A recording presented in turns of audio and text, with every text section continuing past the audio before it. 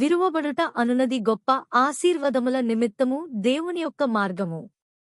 పరిపూర్ణమైన మరియు పాపపు డాగు లేనటువంటి దేవుని కుమారుడైన యేసుక్రీస్తు గెత్సమనే తోటలో పట్టబడి కలువరి సిలువలో విరుగగొట్టబడ్డాడు.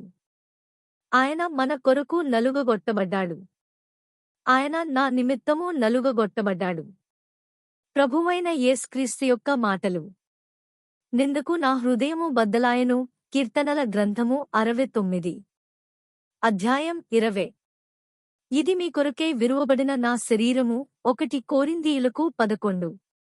అధ్యాయం 24. మన అతిక్రమక్రియలను బట్టి అతడు గాయపరచబడెను, మన దోషములను బట్టి నలుగగొట్టబడెను, మన సమాధానార్థమైన శిక్ష అతని మీద పడెను, అతడు పొందిన దెబ్బల చేత మనకు స్వస్థత కలుగుచున్నది. యెషయా 53. అధ్యాయం 5. మనము చూచినట్లయితే యేసుక్రీస్తు నలుగగొట్టబడిన తరువాత గొప్ప మహిమాన్వితమైన మరియు అత్యధికమైన ఆశీర్వాదములు అతని మీదకు మరియు అతని ద్వారా వచ్చియున్నవి. యేసుక్రీస్తు నలుగగొట్టబడుట వలన మరియు శ్రమ పొందుట వలన మనము స్వస్థపరచబడ్డాము మరియు విడిపింపబడ్డాము. యేసుక్రీస్తు కలువరి సిలువకు తన్ను తాను తగ్గించుకున్నాడు కాబట్టి అతను మృతులలో నుండి లేపబడి భువియందు, పాతాళమందు మరియు పరలోకమందు అన్ని నామముల కన్నా పైగా హెచ్చింపబడ్డాడు. యేసుక్రీస్తు రాజులకు రాజుగా మరియు ప్రభువులకు ప్రభువుగా చేయబడ్డాడు. యేసుక్రీస్తు ద్వారా మన నుండి ప్రతి విధమైన శాపములు తీసివేయబడినవి మరియు ఆశీర్వాదములు కుమ్మరింపబడినవి. ప్రభువు మనలను దేనిగుండా తీసుకువెళ్ళుచున్నాడో అవన్నీ కేవలము ఒక గొప్ప మరియు పరలోక సంబంధమైన ఉద్దేశము కొరకే. మన ఆత్మీయ నేత్రములను తెరచి ప్రభువు ఏమి చేయుచున్నాడో వాటిని గ్రహించి అర్థము చేసుకొనగలిగితే అది ఎంతటి గొప్ప ఆశీర్వాదమో. మనకు ఏది ముఖ్యమో మరియు మంచిదో ప్రభువుకు మాత్రమే తెలుసు, ఎందుకనగా ఆయన కుమ్మరి, మనము ఆయన చేతిలోని మట్టియేయున్నాము. లేఖనము ఈ విధముగా చెప్పుచున్నది: నా సహోదరులారా, మీ విశ్వాసమునకు కలుగు పరీక్ష ఓర్పును పుట్టించునని ఎరిగి, మీరు నానా విధములైన శోధనలలో పడునప్పుడు అది మహానందమని ఎంచుకునుడి. మీరు సంపూర్ణులను, అనూనాంగులను, ఏ విషయములోనైనను కొదువలేనివారునై యుండునట్లు ఓర్పు తన క్రియను కొనసాగింపనీయుడి. యాకోబు 1. అధ్యాయం 2-4. ప్రభువు మన జీవితములోనికి పరీక్షలను తీసుకునివచ్చినట్లయితే అది కేవలము ఒక ఉద్దేశము కొరకే అని గుర్తుంచుకొనుడి మరియు శ్రమ, బాధ కలిగినను ఓర్చుకొనుడి మరియు యేసుక్రీస్తును నమ్మి తట్టుకుని నిలువబడుడి. ఎన్నడూ తిరుగబడకుడి లేక శ్రమలను అడ్డగించకుడి.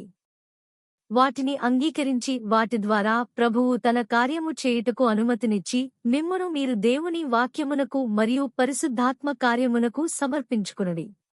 మనలను మనము ప్రభువునకు సమర్పించుకున్నట్లయితే యేసుక్రీస్తు తన కార్యమును చేయుట మొదలుపెట్టి మనలను మహిమ నుండి అధిక మహిమలోనికి రూపాంతరపరుస్తాడు.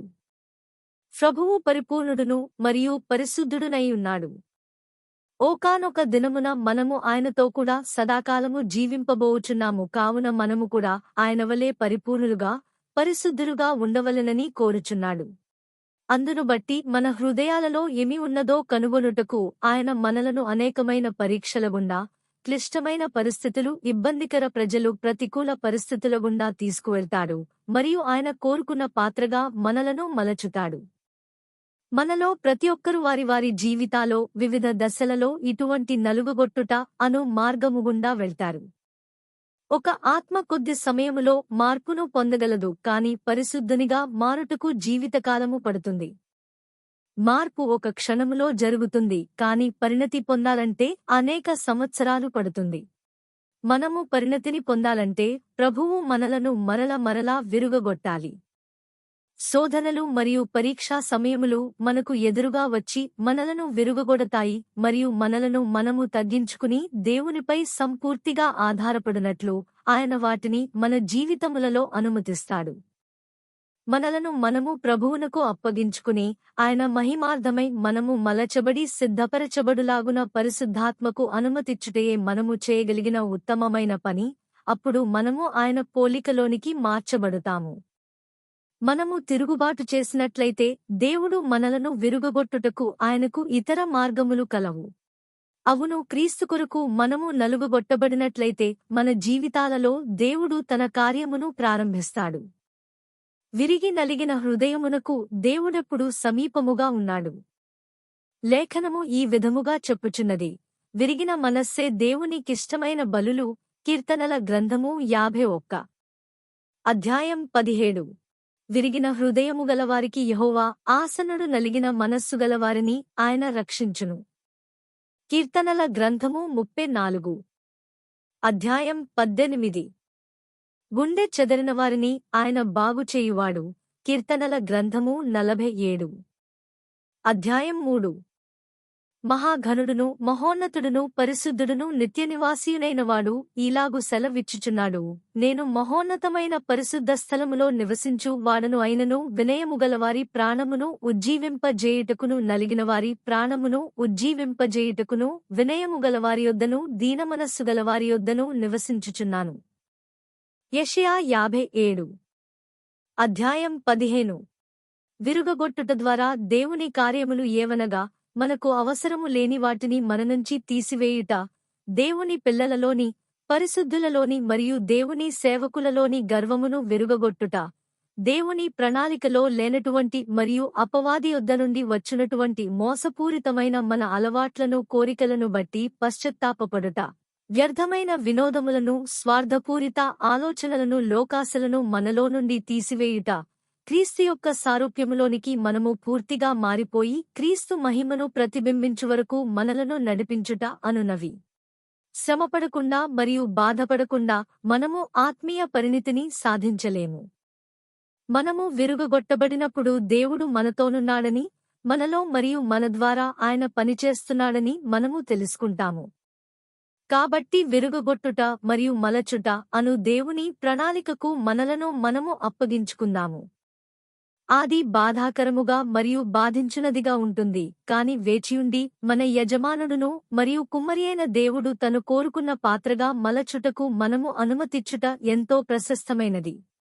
మనము విరుగగొట్టుట అను మార్గము ద్వారా వెళుతున్నట్లయితే దానిని దేవుని యొక్క విధానము ద్వారా ఎదుర్కొందాము.